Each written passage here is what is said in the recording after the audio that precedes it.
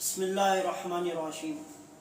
السلام علیکم دوستو میں آپ سب کا میرے چینل پر استقبال کرتا ہوں۔ دوستو اللہ کی ذات سے امید ہے آپ خیریت سے ہوں گے۔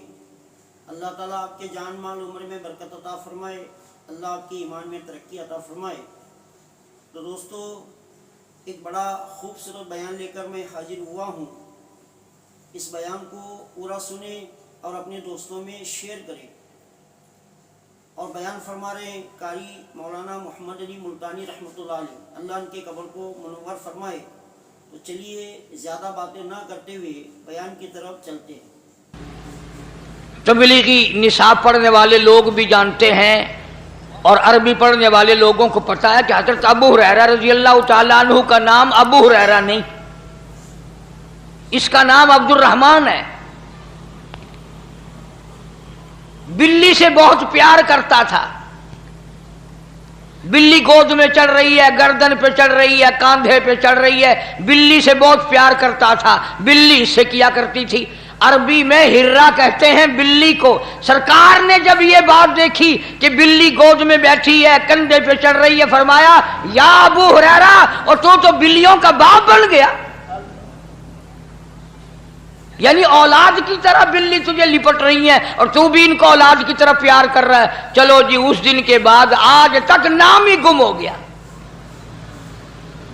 ابو ہریرہ یا ابو ہریرہ رہ گیا، بلیوں کا باپ۔ یہ میں نے ایک مثال کے طور پر دی کہ حضرات صحابہ کرام یہ سوچتے تھے کہ جو لفظ یہاں سے نکلا بس وہی کامیابی کا ضامن ہے، اور ایک ایک سنت پہ جان دیا کرتے تھے۔ چنانچہ یہی وجہ ہے حضرت شیخ الہند رحمۃ اللہ علیہ نے لکھا ہے، توجہ کرنا، کام کی بات آئی۔ حضرت شیخ الہند رحمۃ اللہ علیہ نے لکھا ہے، بات کو سمجھنا، سنت کے مطابق پخانے میں جانا اور سنت کے مطابق نکلنا 500 نفلوں سے افضل ہے جن میں کوئی ایک آدھ سنت چھوٹ گئی ہو۔ نبی کریم صلی اللہ علیہ وسلم کے طریقے کے مطابق پخانے میں، یعنی وہ طریقہ کیا ہے؟ کھبا پیر رکھنا اندر، بایاں پاؤں پہلے اندر رکھنا، اور نکلنے میں باہر سجا پیر دانا پاؤں نکالنا، اتنی سی بات ہے۔ حضرت شیخ الہند فرماتے ہیں کہ پخانے میں سے نکلتے وقت، داخل ہوتے وقت یہ ارادہ کر کے کہ میرے نبی کی سنت یہ ہے، یہاں پہلے داخلے میں کھبا پیر رکھنا، نکلنے میں سجا پیر رکھنا 500 نفلوں سے افضل ہے جن میں کوئی سنت رہ گئی ہو۔ حالانکہ بات تو کچھ نہیں، مطلب اپنا حل ہوگا، پیٹ کے اندر سے غلاظت جائے گی، ہوا خارج ہوگی، پیشاب نکلے گا، طبیعت میں سکون آئے گا، چین آئے گی، صحت ہوگی، تندرستی ہوگی، کام میرا تیرا اپنا بن رہا ہے۔ اور پیر رکھنے میں نبی کریم صلی اللہ علیہ وسلم کی سنت کا ارادہ کرنے میں 500 نفلوں سے زیادہ ثواب بڑھ گیا۔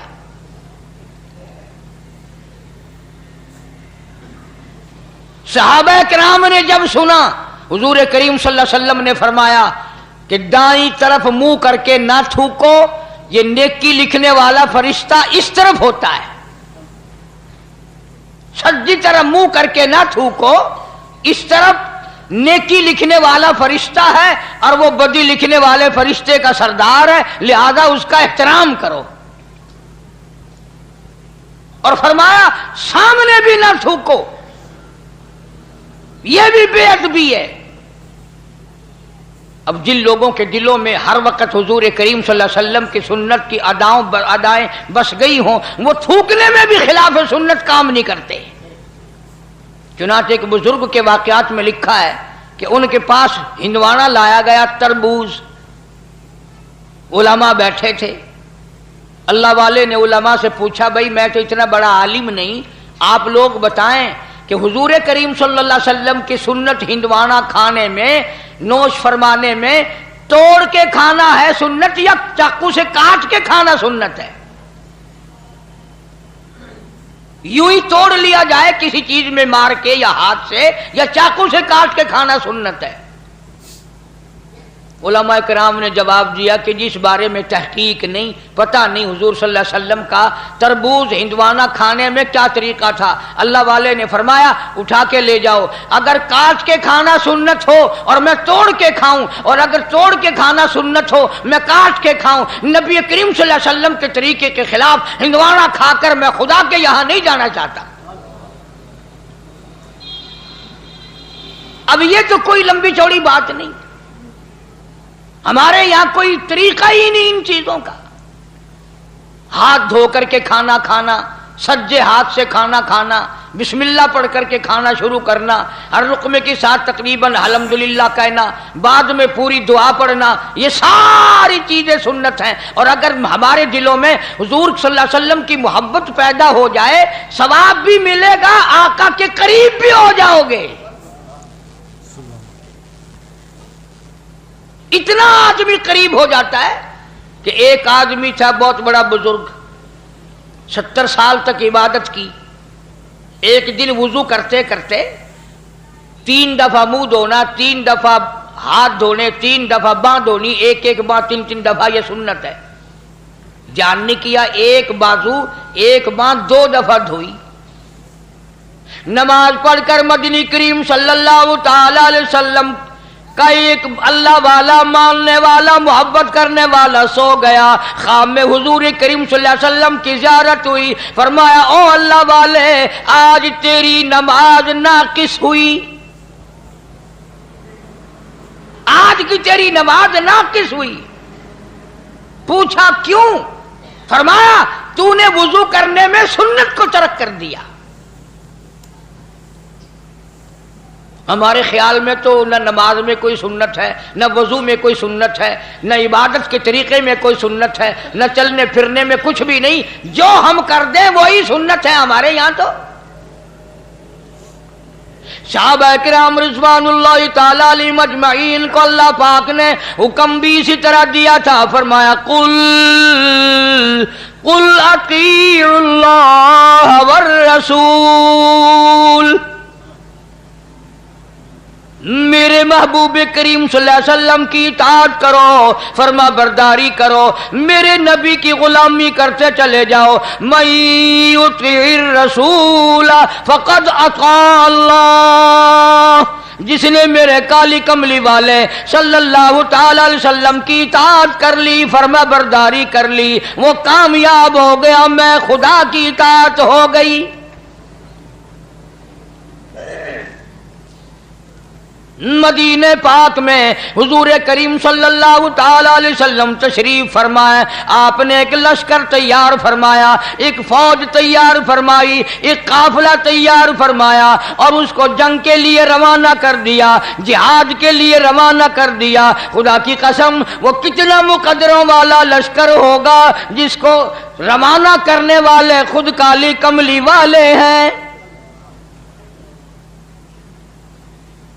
مدینہ پاک سے 2-3 میل باہر تک حضور تشریف ساتھ لے گئے، نصیحتیں فرمائی، طریقہ کار فرمایا، سارا سمجھایا۔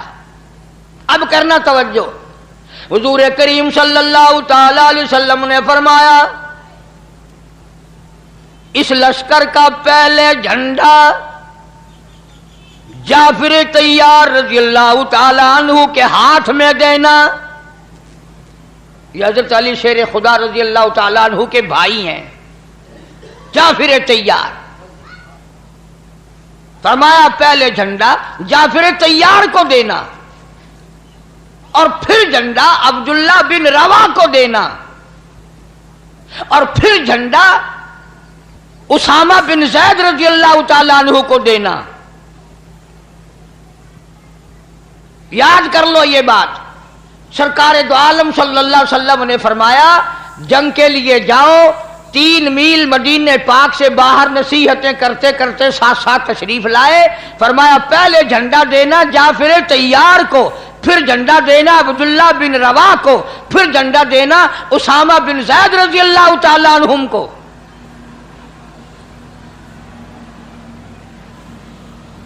اب اندازہ یہ بھی لگاؤ کہ حضور کریم صلی اللہ علیہ وسلم کے کلام کا منشا، مطلب، غرض صحابہ سے زیادہ کون سمجھ سکتا ہے؟ صحابہ سے زیادہ حضور کے مطلب کو کون جان سکتا تھا؟ وہ شاگرد ہیں براہ راست محمد عربی صلی اللہ علیہ وسلم کے۔ صحابہ سمجھ گئے کہ پہلے جھنڈا جعفر طیار کو ملے گا، وہ شہید ہو جائے گا، پھر جھنڈا عبداللہ بن روا کو ملے گا، وہ بھی شہید ہوگا اس جنگ میں، پھر جھنڈا اسامہ بن زید کو ملے گا اور وہ بچ جائے گا۔ یعنی آپ کے کلام میں سے جو تبدیلی آئی کہ پہلا فلاں، پھر دوسرا، پھر تیسرا، صحابہ نے صاف صاف مطلب سمجھ لیا کہ یہ دونوں صحابی اس جنگ میں شہید ہوں گے۔ کیوں؟ یہ نقطہ بھی سمجھ لو۔ یعنی حضور کریم صلی اللہ علیہ وسلم کو اپنے غلاموں پہ اتنا پکا یقین ہے کہ زندگی میں تو جھنڈا انہوں نے چھوڑنا ہی نہیں۔ حضور کا دیوانہ زندہ ہو اور اسلام کا جھنڈا گر جائے، بالکل ایسا نہیں ہو سکتا۔ اسی لیے تو فرمایا پھر اس کو دینا، پھر اس کو دینا، پھر اس کو دینا۔ اب عبداللہ بن روا رضی اللہ تعالی عنہ اچھی طرح سے سمجھ گئے کہ میرا نام بیچ میں ہے اور یہ میرے لیے آخری جنگ ہے، میں واپس نہیں آؤں گا۔ آپ کے فرمان سے سمجھ گئے حضرت عبداللہ بن روا رضی اللہ تعالی عنہ۔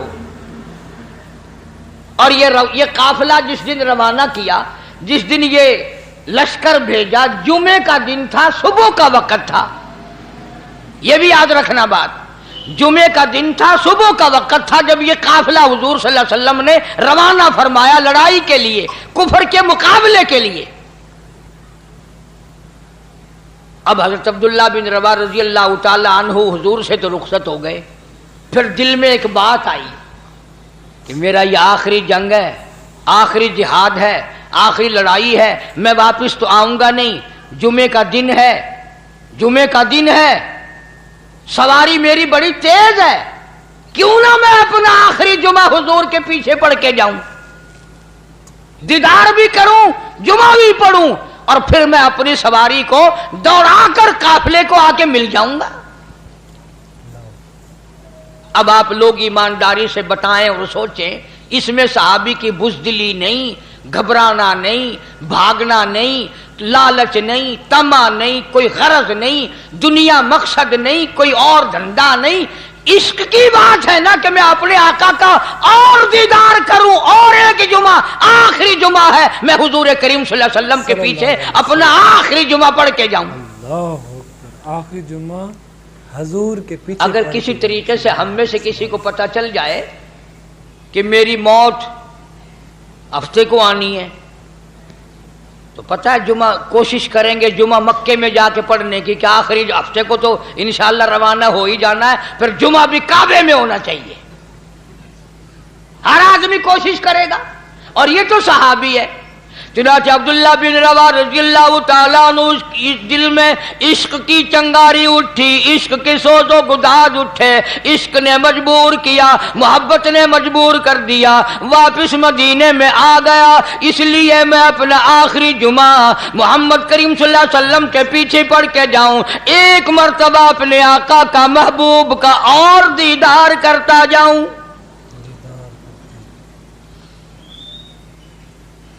مدینے میں آ گیا، گھر نہیں گیا،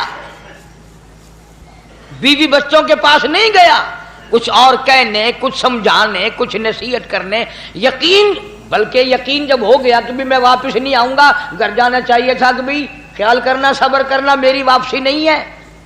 بیوی کو بتاتے بچوں کا یوں کرنا، لڑکی کا یوں کرنا، لڑکے کا یوں کرنا، کاروبار اور باغ کو یوں کرنا، بالکل گھر نہیں گئے صحابی، مسجد نبوی میں آیا ہے۔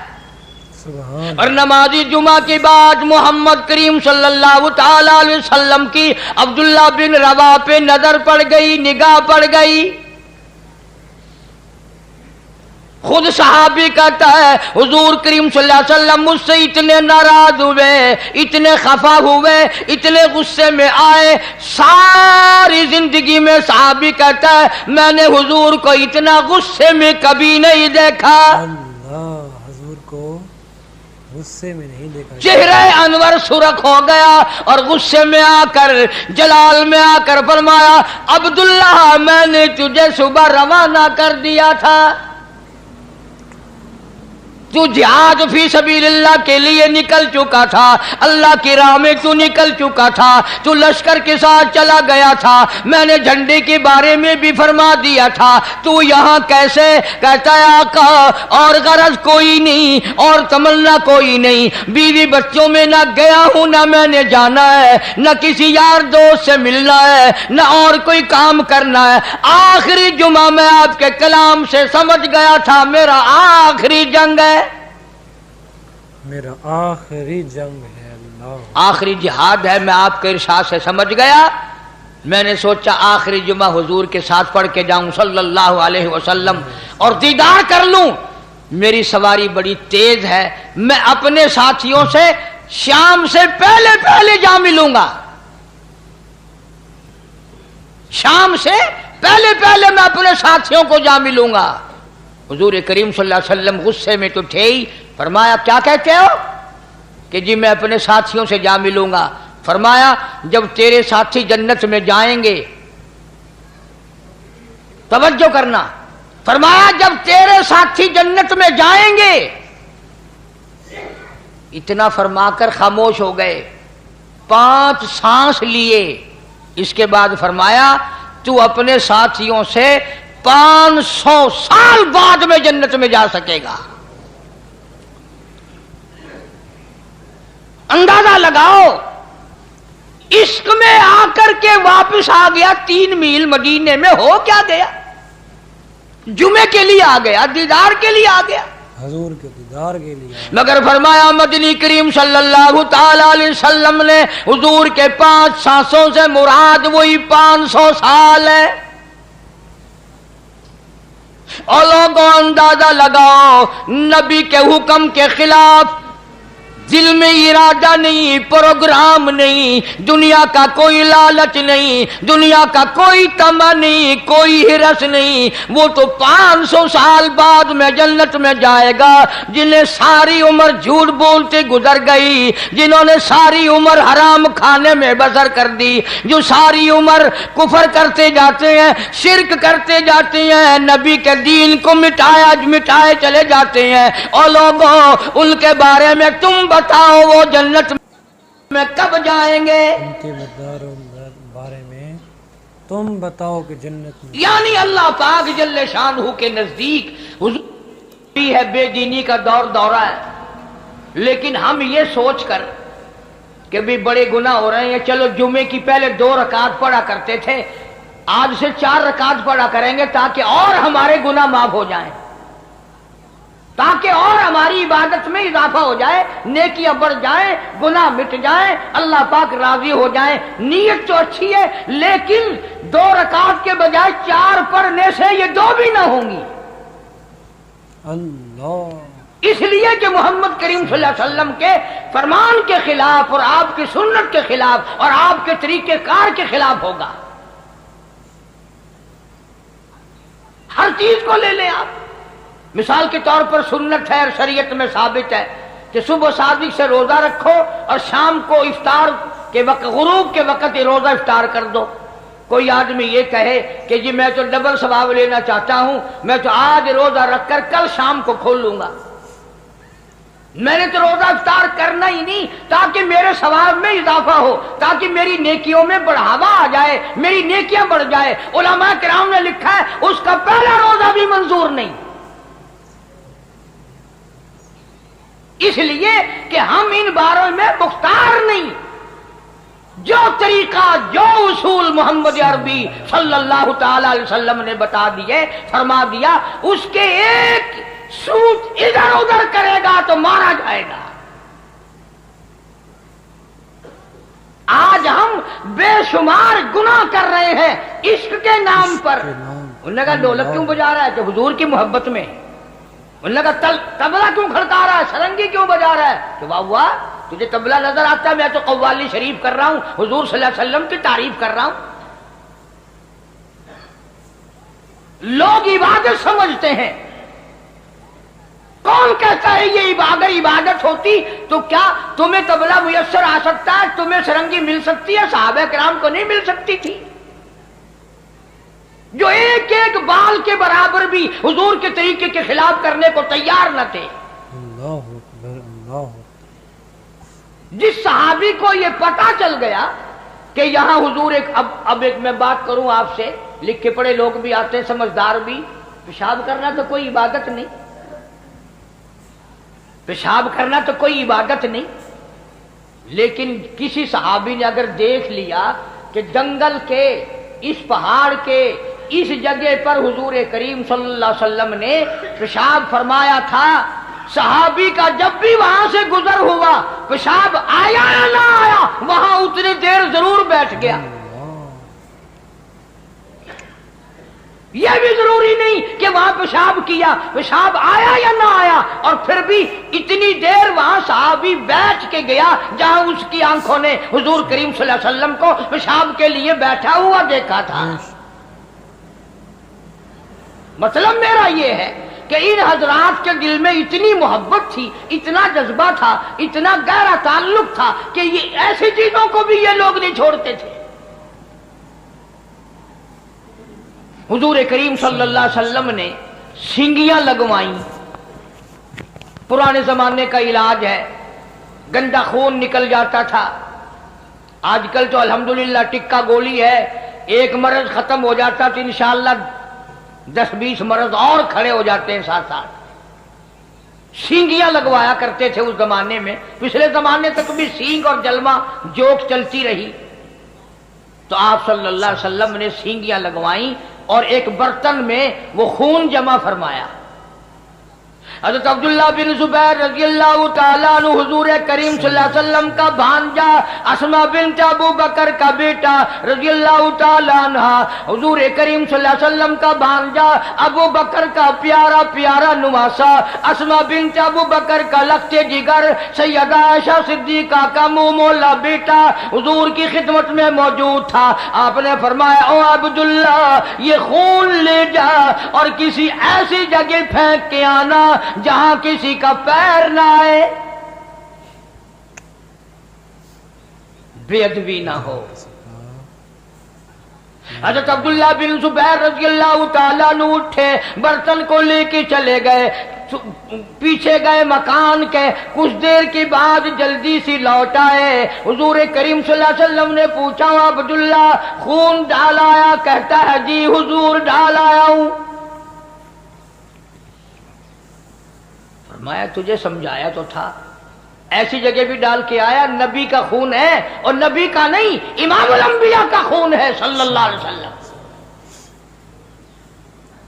رسولوں کے رسول کا خون ہے، کہیں یوں ہی تو نہیں پھینک آیا۔ عبداللہ بن زبیر رضی اللہ تعالیٰ عنہ سے جب بار بار پوچھا گیا، عرض کیا میرے آقا میں نے ایسی جگہ ڈال دیا، ایسی جگہ پھینک دیا، ایسی جگہ اسے پہنچا دیا، میرے نبی تیرے خون کو جہاں کسی کا پیر تو کیا نگاہ بھی نہ پڑے گی، پیر تو کیا نظر بھی نہیں پڑے گی، میں نے ایسی جگہ اس خون کو ڈال دیا۔ اور ایک اور بات بتاؤں، یہ آپ صلی اللہ علیہ وسلم بھی تو جان جان کے پوچھ رہی ہیں، حضور کو پہلے سے شک ہے اپنے دیوانوں کے بارے میں کہ اس نے ایسا کیا ہوگا، اپنے پروانوں کو حضور جانتے تھے۔ فرمایا عبداللہ کدھر کیا بتاتا کیوں نہیں؟ عرض کیا میرے آقا میں نے بڑا سوچا، امام الانبیاء کا لہو، کالی کملی والے کا خون ہو، میں زمین پہ کیسے پھینک دوں، میں نے تو پی لیا،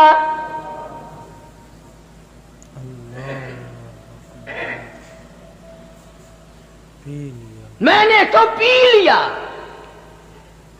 میرے پاس وہ جگر نہ تھا، میرے پاس وہ دل نہ تھا جس دل سے میں آپ کا لہو زمین پہ پھینک دیتا، میں نے تو چپکے سے مکان کے پیچھے کھڑا ہو کر پی لیا۔ فرمایا عبداللہ جا، 7 پشتوں پہ دوزخ حرام ہو گئی۔ جن لوگوں نے نبی کے خون کی حفاظت کی انہوں نے نبی صلی اللہ علیہ وسلم کے دین کی بھی حفاظت کی، دین کی بھی حفاظت، اور اس کو اس رنگ میں رکھا جس رنگ میں جس طریقے سے حضور کریم صلی اللہ علیہ وسلم نے ان کو دیا تھا. کوئی اس میں خیانت نہیں کی, کوئی اس میں تبدیلی نہیں کی.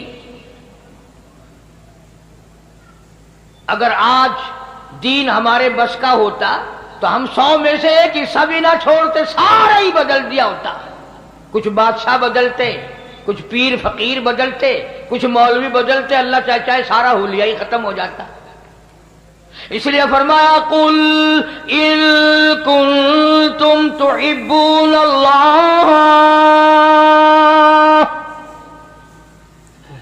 قل ان کنتم تحبون اللہ,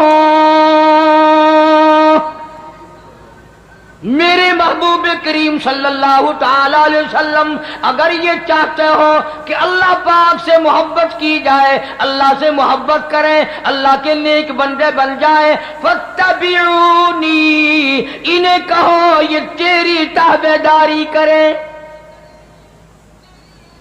تیری غلامی کریں, تیری ایک ایک سنت کو زندہ کریں. یحببکم اللہ, میں خدا خود ہی سب سے محبت کرنے لگ جاؤں گا. جس کو بھی میں اپنے نبی کی اداؤں پہ دیکھوں گا, یحببکم اللہ, میں خدا پھر ان سے پیار کروں گا, میں خدا ان سے محبت کروں گا, میں ان کو اپنا ولی بنا لوں گا. الہی اگر وہ گناہگار ہوگا, سیاکار ہوگا, فاسق و فاجر ہوگا, پھر کیسے یار بنا لے گا, کیسے دوست بنا لے گا, کیسے ولی بنا لے گا. فرمایا یغفر لکم ذنوبکم, میں اس کے گناہوں کو معاف کر کے اس کو صاف پاک بنا دوں گا. واللہ غفور الرحیم,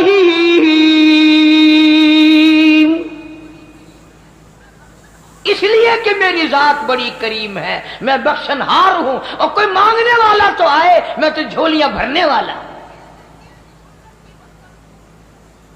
ایک ایک سنت کی برکت اللہ والوں سے پوچھو کہ انہوں نے ان میں کتنی لذت پائی, کتنی حلاوت پائی, کتنا مٹھاس پایا, کس قدر اللہ پاک نے دنیا ہی میں ایمان کے مزے چکھائے.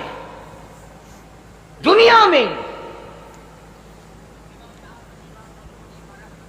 امام اعظم امام ابو حنیفہ رحمت اللہ علیہ نہر کی پٹڑی جا رہے ہیں.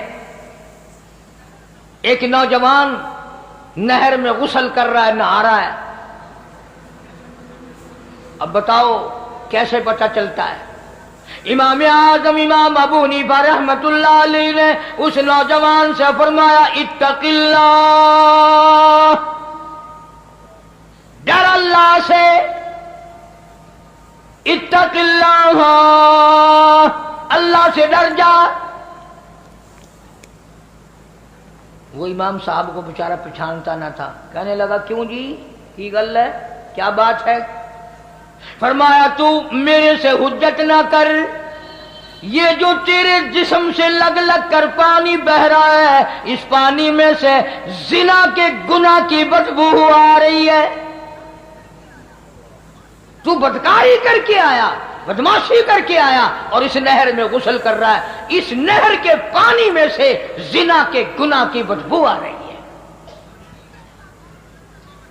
دنیا ہی میں اللہ پاک لذتیں بتا دیتا ہے. ایک آدمی غسل خانے میں نہا رہا ہے, امام ابو حنیفہ رحمت اللہ علیہ باہر بیٹھ کر وضو فرما رہے ہیں, غسل خانے کا پانی بھی قریب سے گزر رہا ہے. جب باہر نکلا فرمایا اتق اللہ, ڈر جا. اس نے کہا کیا بات ہے؟ فرمایا تو اپنی ماں کو گالیاں دے کر آیا ہے. انہوں نے کہا جی آپ کو کیسے پتا, آپ ہمارے گھر کے پاس تو رہتے نہیں. فرمایا یہ جو پانی بہ رہا ہے نا, یہ جو پانی جا رہا ہے, اس پانی میں سے بدبو آ رہی ہے ماں باپ کی بے ادبی کے گناہ کرنے کی. اب چونکہ ہمارے دماغ تو لڑاکا ہے نا, آج کل لڑاکا بنے ہوئے. کئی لوگ سوچ رہے ہوں گے اچھا امام ابو حنیفہ کو علم غیب تھا, نبی کو علم غیب مانتے نہیں, امام ابو حنیفہ کو علم غیب مان لیا. کیونکہ بات کی تہ تک تو جانا نہیں, ہم نے تو ہر چیز کو ہتھیار بنانا ہے. فرمایا من عمل صالحا من ذکر او انثى وهو مؤمن فلنحيينه حياة طيبة ولنجزينهم اجرهم باحسن ما كانوا يعملون. اللہ پاک فرماتے ہیں مرد عورت جب میری رضا کے لیے نیکیاں کرتے ہیں اور میرے یہاں قبول ہوتی ہیں، میں پھر دنیا ہی میں ان کو ایمان کے مزے چکھاتا رہتا ہوں، ان کو لذت اور حلاوت دنیا ہی میں آتی رہتی ہے. عرض کرنے کا مقصد یہ کہ حضرات صحابہ کرام سے بڑھ کر کون متبع سنت ہو سکتا ہے، کون ارادہ کر سکتا ہے. ایک ایک چیز میں حضور کریم صلی اللہ علیہ وسلم کے وہ پیچھے رہتے تھے، ایک ایک ادا کے. مدینہ پاک اللہ پاک سب کو زیارت نصیب فرمائے. مدینے میں ایک مائی رہتی ہے،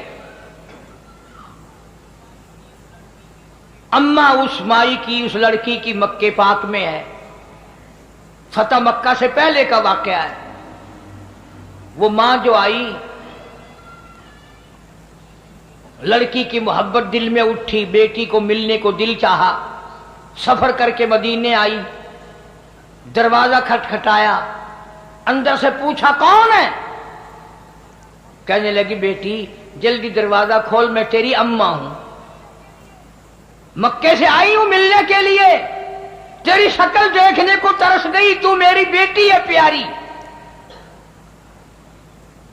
ایمانداری سے بتاؤ، بھاگ کر دروازہ کھولنا چاہیے تھا، اماں کو لپٹ جاتی، خوشی کے آنسو آ جاتے، میری پیاری اماں، میری پیاری اماں اتنا سفر کر کے آئی، دکھ اٹھا کر کے آئی. اللہ غنی اندر بیٹھی بیٹھی لڑکی کہتی امی جان میں تمہیں کفر کی حالت میں چھوڑ کر آئی تھی، اس وقت تم کافرہ تھی، کلمہ نہیں پڑھتی تھی، یہ تو بتاؤ میرے نبی کا کلمہ پڑھ کر آئی یا وہی حالت ہے؟ مسلمان بن کر آئی ہو یا بھی حالت کفر پہ ہو؟ امی کہنے لگی بیٹی ان باتوں کو چھوڑ، آخر میں تیری اماں ہوں، تو میری بیٹی ہے، محبت نے مجبور کیا، میری اکڑیاں کرلائی، میں تجھے ملنے کے لیے چلی آئی، میں تیری شکل دیکھنا چاہتی ہوں. اندر سے آواز آتی ہے امی برا نہ ماننا، جب تک میں حضور کریم صلی اللہ علیہ وسلم سے کسی کو بھیج کر پوچھ نہ لوں کیا کافر ماں کو گھر میں آنے دوں کہ نہیں، اس وقت تک دروازہ بند رہے گا. کتنی بڑی اتباع ہے، کتنی بڑی غلامی ہے. یعنی یہ بھی کوئی پوچھنے کی بات تھی؟ چنانچہ آدمی بھیجا، حضور کریم صلی اللہ تعالی علیہ وسلم سے پوچھا، آپ نے اجازت عطا فرمائی، تب دروازہ کھولا. اماں نے کئی دن قیام کیا، ٹھہری بیٹی کے گھر، مکے جانے کا ارادہ کرنے لگی. تو غریب تھی ماں، بیٹی کا ذرا حال اچھا تھا، کہنے لگی میں تیری اماں ہوں، غریب ہوں، میری کچھ امداد کر، میری ساتھ کچھ سلوک کر، کوئی خدمت کر میری، میں تیری اماں ہوں، غریب ہوں. اب آپ لوگ اندازہ لگا لیں، سمجھدار بیٹھے ہو، جب ماں کے بارے میں ایک دفعہ اجازت لے لی حضور صلی اللہ علیہ وسلم سے، اب بار بار تنگ کرنا پوچھنا یہ بھی کوئی بات تھی؟ اجازت مل گئی، پھر کھلاؤ بھی، پلاؤ بھی، کپڑے بھی پہناؤ، خدمت بھی کرو. پھر کہنے لگی میں یہ بات بھی حضور کریم صلی اللہ علیہ وسلم سے پوچھواتی ہوں، معلوم کراتی ہوں کہ کیا کافر اماں ہو، مکے سے آئی ہو، ملنے آئی ہو، ابھی کلمہ نہیں پڑھتی، اس کی کچھ امداد کروں تو آپ کی اجازت ہے، کر سکتی ہوں؟ یہ تو عورتوں کا حال ہے، عورتوں کا. آج کل تو قرآن سے، حدیث سے، نماز سے، سارے کاموں سے عورتوں کی چھٹی ہے. کیوں؟ جنت ان پہ واجب ہو گئی ہے، جنت ان کے باپ دادا کی ہے.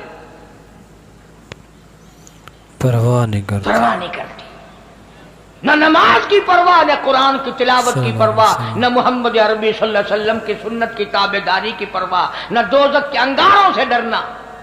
اسی لیے فرمایا قرآن کریم نے قل मताउ दुनिया कलील,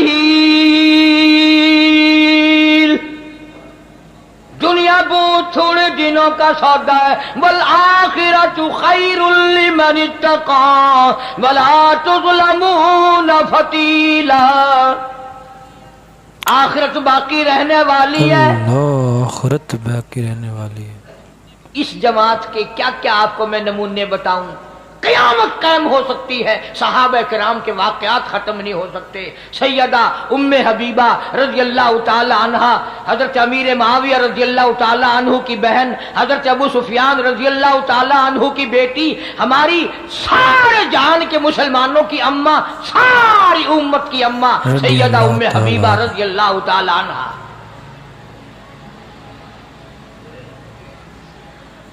और एक और बात बताऊं, जिस माई का मैं जिक्र खैर करने लगा हूं, आप सल्लल्लाहु अलैहि वसल्लम के 11 निकाह हुए, आपकी 11 शादियां हुई, सबसे ज्यादा हक महर इस उम्मे हबीबा का मुकर्रर हुआ 1000 दीनार। अल्लाहु अकबर। सल्लल्लाहु अलैहि सरकार वसल्लम मदीना सल्लल्लाहु अलैहि वसल्लम की घरवाली है, हम सब की अम्मा है। मदीने पाक में है अबू सुफियान रज़ियल्लाहु ताला अन्हु, जो उस वक़्त मुसलमान नहीं था, बेटी मुसलमान बन गई, हुजूर के घर में पहुंच गई। अबू सुफियान का दिल चाहा कि बेटी से मिल के आऊं मदीने में, इजाजत लेकर, जैसे आजकल वीजे हैं हमारे यहाँ, इजाजत लेकर मदीने पाक में आया। अल्लाह सबको ज़ियारत नसीब फरमाए। अगर अगली दुआ में कर दूंगा तो शायद तुम्हें बुरी लगे कि जा मदीने जाए शाला मुड़ के ना आए, वहीं मर जाए। ये दुआ तो मांगा करो हर वक्त, अल्लाह मदीने का दफन अता फरमाए। वो तो एक ही अल्लाह वाला था जो हर नमाज के बाद ये दुआ करता था, अल्लाहुम्मा अर्ज़ुक़ना शहादतन फी सबीलिक। जनाब फारूक आज़म रज़ियल्लाहु ताला अन्हु हर वक्त दुआ करता है, इलाही तेरी राह में अपने नाम पे शहादत की मौत अता फरमा, वजाल मौतना फी बलदी मुहम्मदिन सल्लल्लाहु अलैहि वसल्लम। और मेरे अल्लाह आका के शहर का दफन अता फरमा, मदीने का दफन अता फरमा। सुभान अल्लाह। अबू सुफियान रज़ियल्लाहु ताला अन्हु, जो उस वक़्त मुसलमान नहीं थे, बेटी से मिलने आए, दरवाजा खटखटाया, पूछा कौन है? उम्मे हबीबा, मैं तेरा अब्बा हूं, अबू सुफियान हूं, मक्के से आया हूं। दरवाजा खोल दिया। ये बोरी और पटसन की जो टाट बनती है, इस टाट का हुजूर करीम सल्लल्लाहु अलैहि वसल्लम का बिस्तर मुबारक है।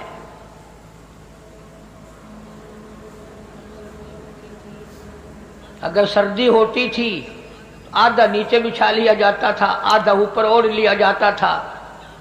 कभी तुमने इन चीजों की तरफ ध्यान नहीं किया। सारे जान का सरदार है और लिबास ये है कि टाट नीचे बिछी हुई है, टाट का आधा कपड़ा ऊपर लिया हुआ है।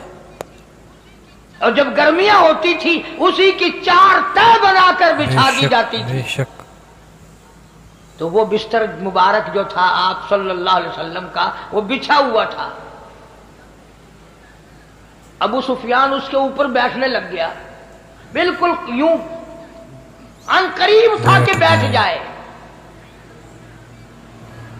सैयदा उम्मे हबीबा रज़ियल्लाहु ताला अन्हा ने दूर से शोर मिटा दिया, हाँ हाँ हाँ हाँ, नहीं नहीं नहीं नहीं ना। अल्लाहु अकबर। अबू सुफियान रुक गया। उन्होंने कहा क्या है? ना बैठना अब्बा जी। कि बहुत अच्छा। आई और वो टाट का बना हुआ बिस्तर उठाया और तय करके एक तरफ रख दिया। ابو سفیان کو بڑا غصہ لگا کہ یہ تو بیٹی ہو کر بڑی بے ادب ہو گئی، میں 320 میل سے ملنے آیا ہوں، اس کی شکل دیکھنے آیا ہوں، یہ میری بیٹی ہے، یہ کر کیا رہی ہے؟ لوگ اپنے باپ کا بستر بچھایا کرتے ہیں، اس نے اٹھا کر لپیٹ کے اور علیحدہ رکھ دیا۔